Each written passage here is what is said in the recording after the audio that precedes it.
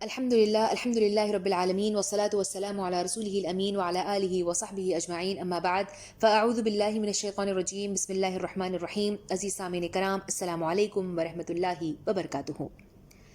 پچھلے 9 دنوں میں ہم نے جنت کے حسین مناظر کی سیر کی، اس کی خوبصورتی کو قرآن و احادیث کی روشنی میں امیجن کرنے کی کوشش کی، اور ہم سب کے دلوں میں اس کو پانے کی چاہ اور خواہش پیدا ہوئی ہوگی. جتنا ہم نے اس جنت کے متعلق سنا ہے، ان سب کے باوجود حدیث مبارکہ میں آتا ہے کہ آپ صلی اللہ علیہ وسلم نے ارشاد فرمایا کہ جنت کو نہ کسی آنکھ نے دیکھا، نہ کسی کان نے سنا، اور نہ ہی کسی ذہن نے اس کا تصور کیا.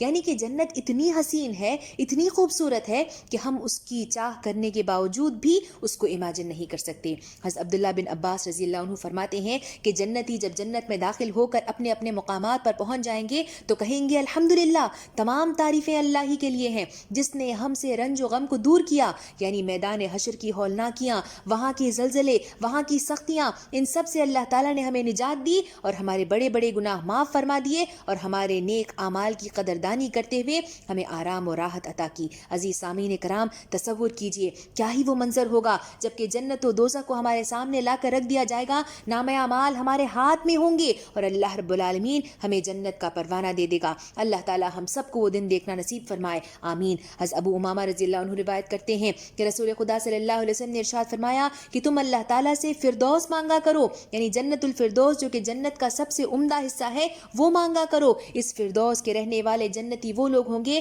جو عرش، اس جگہ جہاں اللہ تعالیٰ ہوں گے، اس عرش کی چرچراہٹ کی آوازیں سنیں گے. اللہ تعالیٰ سے اچھی امید رکھنا، جنت کی طلب کرنا ایک مسلمان ہونے کے ناطے ہمارے لیے ضروری ہے. حضرت ابو سعید خدری رضی اللہ عنہ روایت کرتے ہیں کہ آپ نے ارشاد فرمایا کہ جنت کے 100 درجات ہیں، 100 درجے ہیں. اگر تمام جہاں والے بھی ان میں سے کسی ایک میں جمع ہو جائیں تب بھی وہ درجہ ان سے زیادہ وسیع ہوگا. یعنی جنت کے 100 درجات ہیں، 100 لیولز ہیں، اور انسان اپنے اپنے اعمال کے مطابق ان مختلف درجات پر فائز ہوگا. جتنے اچھے ہمارے اعمال ہوں گے اتنے اچھے درجات پر ہم فائز ہوں گے. آپ صلی اللہ علیہ وسلم نے ارشاد فرمایا کہ جنت کے 100 درجے ہیں، ان میں سے پہلے درجے کے گھر، کمرے، دروازے، پلنگ، تالے تمام چاندی کے بنے ہوئے ہیں. دوسرے درجے کے گھر، کمرے، دروازے، پلنگ، تالے تمام سونے کے بنے ہوئے ہیں. تیسرے درجے کے گھر، کمرے، دروازے، پلنگ، تمام تالے یاقوت، لؤلؤ، زبرجد کے بنے ہوئے ہیں. اور باقی کے جو 97 درجے ہیں، یعنی جو 97 درجے ہیں،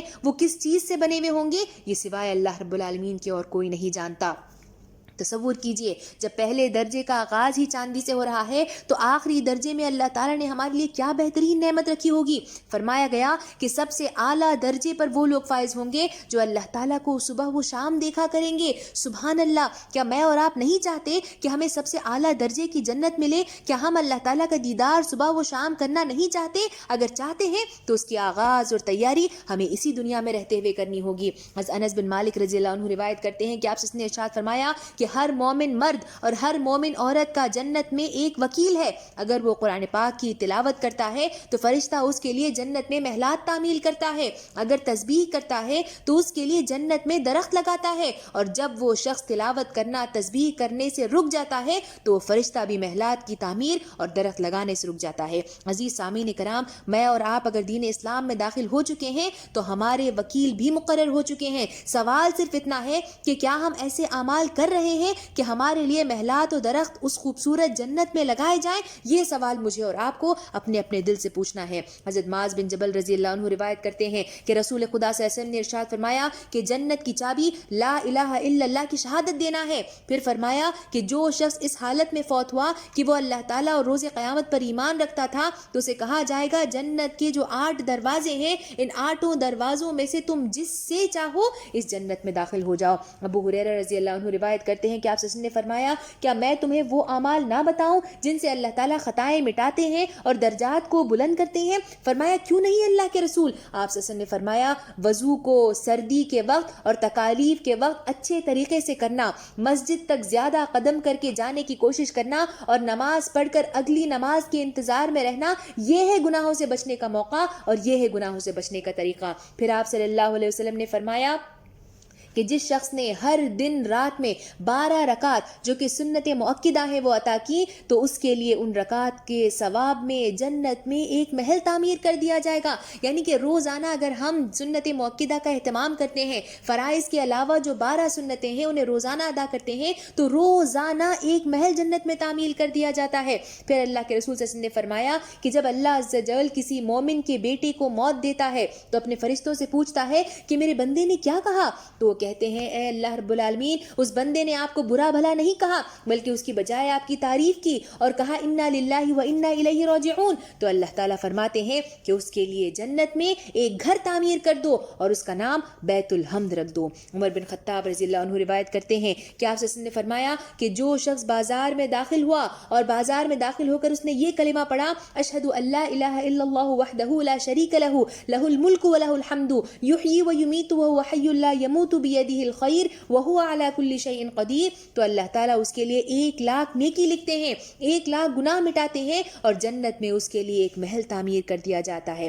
عائشہ رضی اللہ عنہ روایت کرتی ہیں کہ ایک مرتبہ آپ صلی اللہ علیہ وسلم نے صحابہ کرام سے سوال کیا، پوچھا کہ کیا آپ میں سے کوئی ہے جس نے روزہ رکھا ہے؟ ابو بکر رضی اللہ عنہ نے کہا میں نے. پھر پوچھا کیا آپ میں سے کوئی ہے جس نے کسی مسلمان کے جنازے کو رخصت کیا؟ ابو بکر رضی اللہ عنہ نے کہا میں نے. پھر پوچھا کیا آپ میں سے کوئی ہے جس نے مریض کی بیمار پرسی کی؟ ابو بکر رضی اللہ عنہ نے کہا میں نے. پھر پوچھا کیا آپ میں سے کوئی ہے جس نے کسی مسکین کو کھانا کھلایا؟ ابو بکر رضی اللہ عنہ نے کہا میں نے. اللہ کے رسول صلی اللہ علیہ وسلم نے فرمایا کہ جس مسلمان میں یہ 4 خصلتیں پائی جائیں گی اللہ تعالیٰ اس کے لیے جنت میں ایک شاندار محل بنائیں گے. پھر آپ صلی اللہ علیہ وسلم نے ایک اور حدیث مبارکہ میں ارشاد فرمایا کہ جو شخص جھوٹ کو چھوڑ دے اللہ تعالیٰ اس کے لیے سطح جنت میں ایک محل بنائیں گے، اور جس نے جھگڑا کرنا چھوڑ دیا حالانکہ وہ حق پہ تھا پھر بھی اس نے جھگڑا کرنا چھوڑ دیا تو اللہ تعالیٰ اس کے لیے جنت کے درمیان میں ایک محل بنائیں گے، اور جس کے اخلاق پاکیزہ ہوں گے تو اللہ تعالیٰ اس کے لیے جنت کے اعلیٰ مقام میں محل بنائیں گے.